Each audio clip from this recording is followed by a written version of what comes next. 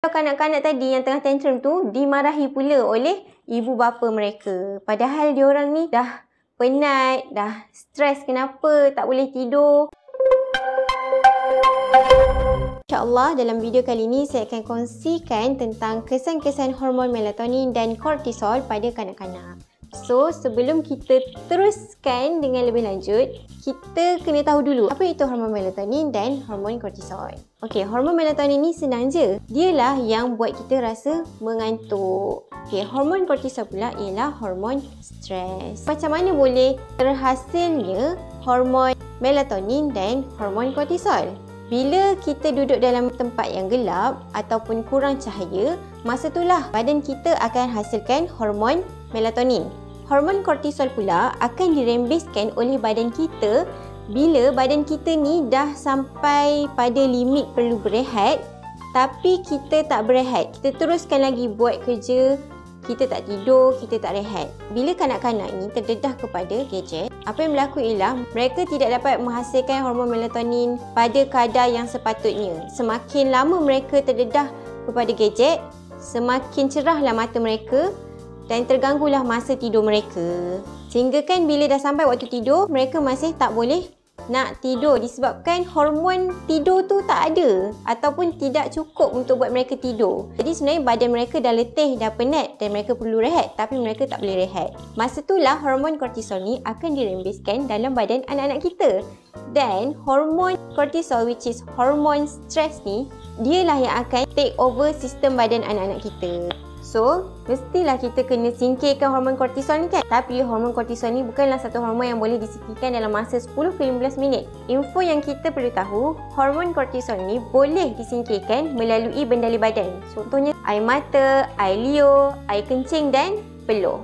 Kalau kita orang dewasa nak singkirkan hormon kortisol ni, kita boleh buat kerja banyak-banyak, bersenam, kemas rumah sampai berpeluh-peluh. Keluarlah hormon kortisol daripada badan kita, barulah kita rasa penat balik dan kita boleh tidur. Tapi apa berlaku pada kanak-kanak? Kanak-kanak tak reti buat macam kita. So apa yang akan terjadi pada mereka ialah which is tindakan refleks badan mereka sebenarnya untuk menyingkirkan hormon kortisol tu, mereka akan menjadi hyperaktif. Mereka akan berlari sana sini, melompat sana sini sebab nak keluarkan peluh.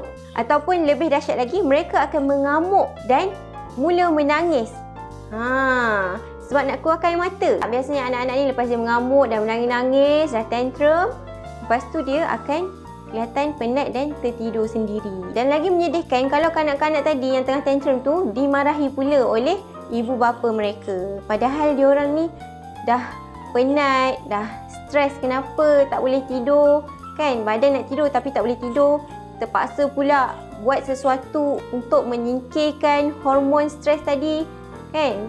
Dengan mengamuk lah yang diorang tahu. Ataupun menjadi hyperaktif. Kan? Tiba-tiba kena marah pula. So, apa yang kita boleh buat untuk bantu anak-anak kita? First kali, ibu bapa ni kena berjiwa kental untuk kata no pada anak-anak bila diorang minta gadget. Kalau boleh, tak payahlah bagi gadget. Okay? Yang kedua, sediakan mainan atau aktiviti yang menarik untuk anak-anak kita untuk menggantikan gadget tadi.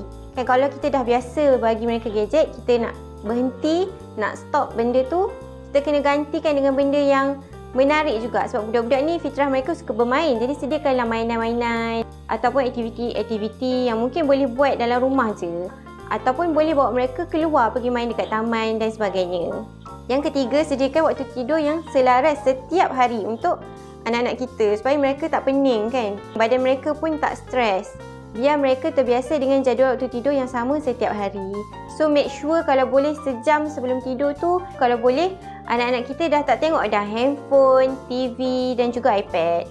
Make sure bilik tidur diorang pun dalam keadaan yang kurang cahaya ataupun kalau boleh gelapkan terus, tutup terus lampu supaya hormon melatonin tu dapat dihasilkan dengan baik dan mereka akan mengantuk, kemudian mereka akan tidur.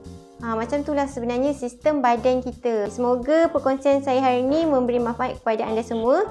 InsyaAllah ada rezeki kita jumpa lagi. Assalamualaikum. Bye. Bersama membina masyarakat rahmat. TV